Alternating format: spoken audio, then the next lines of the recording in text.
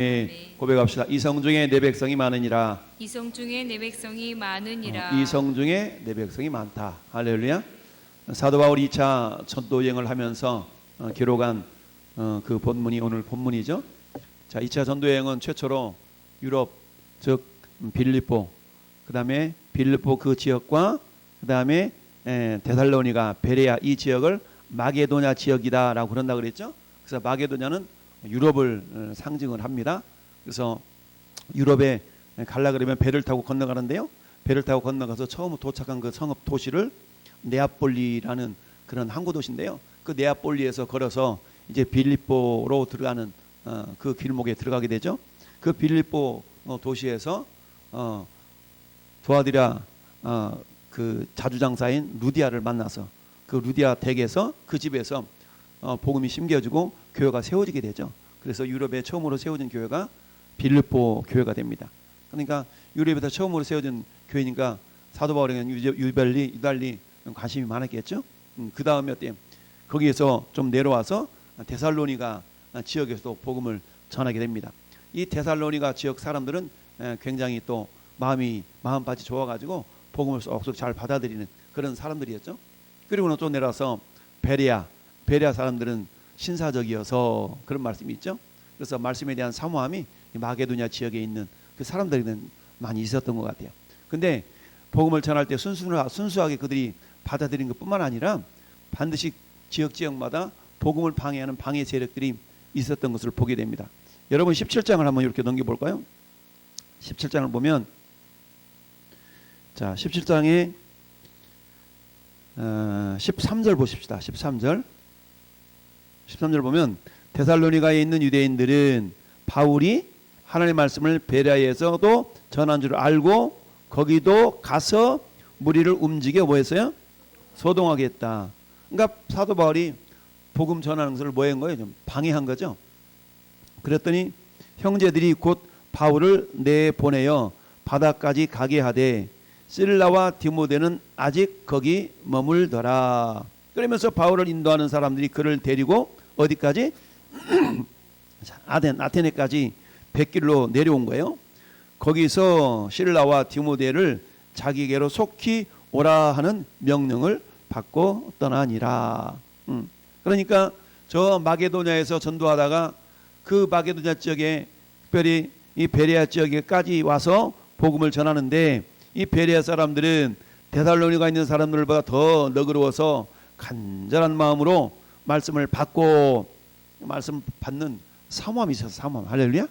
우리 하나님은 사모함과 간절함을 믿음으로 여겨주신다 그랬죠. 이 시간도 전 여러분들 가운데 이 사모함이 있길 바랍니다. 간절함이 있길 바랍니다. 그래서 간절한 마음으로 말씀을 받고 그것이 그러한가 하여 날마다 성경을 상고했어요. 그러다 보니까 어떤 일이 발생해요? 믿는 사람이 많고 그랬죠. 자, 믿음은 말씀 속에 믿음이 녹아있기 때문에 말씀을 어떻게 받아들이느냐에 따라서 믿음의 사람들이 늘어나기도 하고 그렇지 않기도 하고 그렇다. 이렇게 해서 복음을 잘 전하는데 여기에 대한 시기질투하는 유대인들이 있었어요. 그래서 그곳까지 쫓아와가지고 복음을 전하는 것을 방해하는 그런 일이 발생하게 되었다. 그러다 보니까 어때요? 사도 바울이 주도적으로 복음을 전했기 때문에 사도 바울 선생이 위험할 것 같으니까 어때요? 선생님 여기 계시면 안 될 것 같습니다 라고 사도 바울을 빼가지고 배를 태워서 저 밑에 아테네로 지금 보내는 상황인 거예요.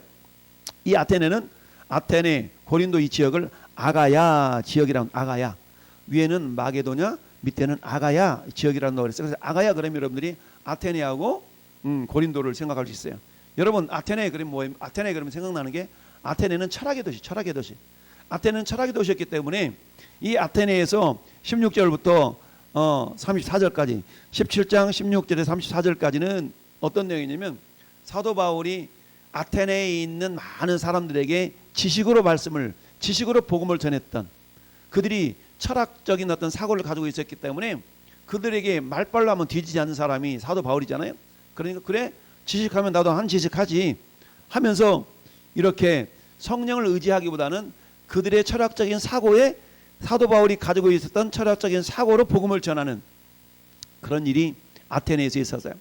근데 막상 그렇게 하다 보니까 어떤 일이 발생하느냐. 마지막 34절 볼까요? 34절 몇 사람이 그를 가까이하여 믿으니 그 중에는 아레오바고 관리 디오누시오와 다마리라 하는 여자와 또 다른 사람들도 있었더라. 아멘. 몇 사람들이 그를 가까이하여 믿으니라는 말은 뭐냐면, 자, 이 아테네의 많은 사람들에게 복음을 전하면서 사도 바울이 아테네 사람들과 철학적인 논쟁을 통하여 복음을 전했는데, 막상 그렇게 잘 전하기는 전했는데 그 가운데 예수 믿는 사람들은 몇 사람이 안 되었다는 얘기죠. 그것도 얼굴 봐줘서 믿어준 거예요. 믿어준 거.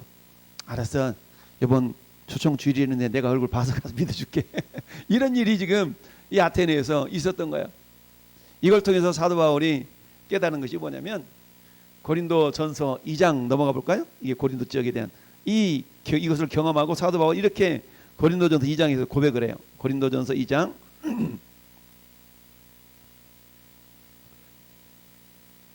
자, 1절부터 3절까지. 형제들아, 내가 너희에게 나아가 하나님의 증거를 전할 때 말과 지혜의 아름다운 것으로 아니하였나니 내가 너희 중에서 예수 그리스도와 그가 십자가에 못 박힌 것 외에는 아무것도 알지 아니하기로 작정하였음이라. 내가 너희 가운데 거할 때 약하고 두려워하고 심히 떨었노라. 아멘. 왜 심히 두려워하고 떨었냐면, 그 이전에 복음을 전했던 장소가 어디였어요? 아테네스, 아테네. 근데 아테네에서는 어떻게 전했냐면 4절과 같이 전했어요. 내 말과 전도함이 내 설득력 있는 지혜의 말로 전했어요. 그러니까 자기가 아테네에서는 자기의 설득력 있는 그 지혜의 말로 전했더니 막상 예수 믿는 사람이 어떻다? 얼굴 봐줘서 알아서 믿어줄게 하는 사람들만 몇 명 나타났다는 얘기죠. 그러다 보니까 사도 바울이 깨달은 것이, 고린도로 와서는 내 전도함이 설득력 있는 지혜의 말로 하지 아니하고 다만 성령의 나타나심과 능력으로 하여 너희 믿음이 사람의 지혜에 있지 아니하고 다만 하나님의 능력에 있게 하려 하였노라. 할렐루야. 철저하게 사도 바울이 성령을 의지해서 복음을 전하는 사건이 고린도 교회에서 나타나요. 할렐루야. 이 고린도는 무역의 도시였고 우상의 도시였거든요. 그럼에도 불구하고 우상을 섬겼던 이 고린도 교회에 복음 증거의 역사가, 회개 역사가 나타났던 겁니다.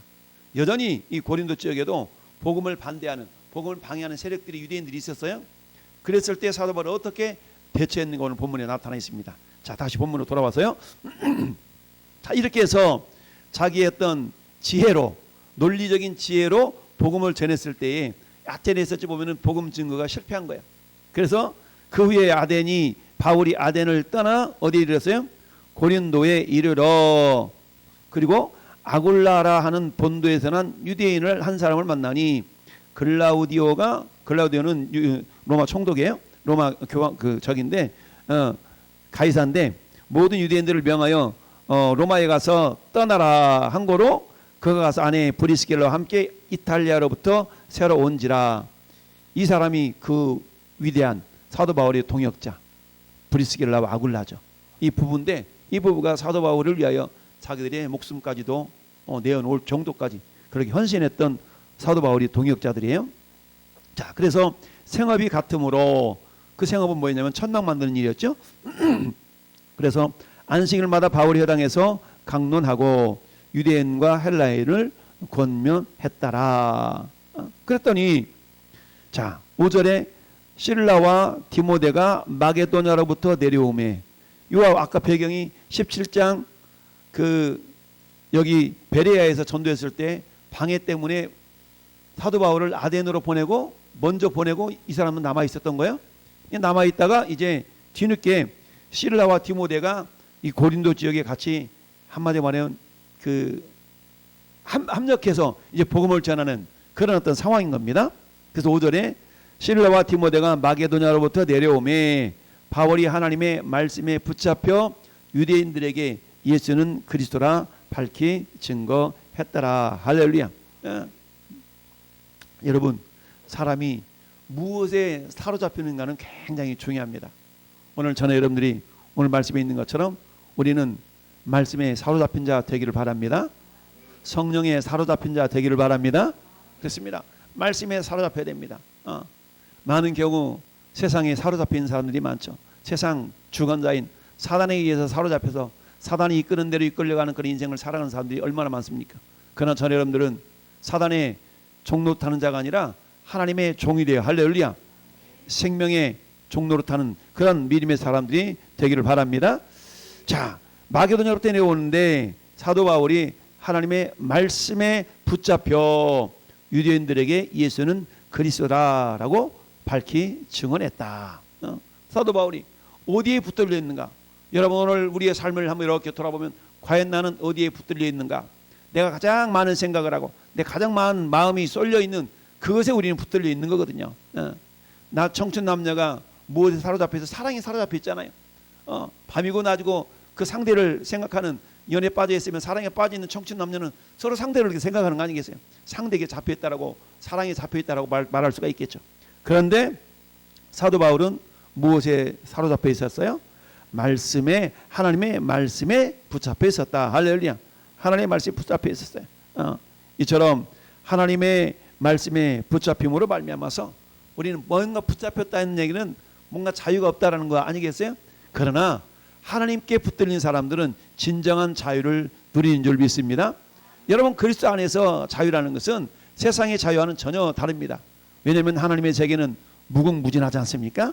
세상의 세계는 눈에 보이는 세계가 전부인 것처럼 살아가지만 그러나 하나님의 세계는 어때요? 눈에 보이는 것은 잠깐이지만 보이지 않는 건 영원한 거 아니겠습니까? 영원한 세계를 준비하는 이런 믿음의 사람이 되기 위해서는 말씀에 붙잡혀야 돼요. 따라서 말씀에 붙잡힌다는 얘기는 제약이 있고 자유가 박탈당하는 것 같은데 아니요. 그리스도 예수 안에서 진정한 자유를 누리는 사람이 되는 줄로 믿습니다. 그들이 대적하여 비방하거늘 자 지금 복음을 어디에 전하고 있습니까? 유대인들에게 전하고 있죠. 유대인들에게. 그러니까 흩어져 있는 디아스포라라고 그러죠. 흩어져 있는 유대인들에게 예수는 그리스도다라고 말씀을 밝히 전하고 있어요. 그랬더니 그들이 어떤 반응을 보여요? 6절에 그들이 뭐예요? 대적하여 비방하거늘 바울이 옷을 털며 이르되 너희 피가 너희에게로 돌아갈 것이요 나는 깨끗하니라. 그러니까 유대인들이 복음을 전했는데 유대인들이 복음을 받아들여 안 받아들여? 안 받아들였다는 얘기죠. 안 받아들이니까 이 사도 바울이 어떻게 했어요? 나는 깨끗하니라. 그러면서 이후로는 어디로 간다? 이방인에게로 가리라. 이방인으로 가리라. 아니 굳이 유대인들이 복음을 받아들이지 않는 것 때문에 막 에너지를 막 허비할 것이 아니라 그 에너지를 어때요? 이방인들을 구원하는 그 기회로 더 삼겠다라는 겁니다. 그렇다고 해서 이 유대인들을 외면한다는 것은 아니라 자기의 에너지를 이방인을 구원하는 데 더 쏟겠다라는 얘기죠. 이 모습은 예수님께서 이미 말씀하신 적이 있죠. 마가복음 6장 11절에 어느 곳에서든지 너희를 영접하지 아니하고 너희 말을 듣지 아니하거든 거기서 나갈 때 발 아래 먼지를 떨어버려 그들에게 증거를 삼으라. 굳이 막 거절하는데 같이 대적하지 말고 잠시 뛰었다가 그 에너지를 다른 곳에 쏟아서 복음을 증거할 수 있도록.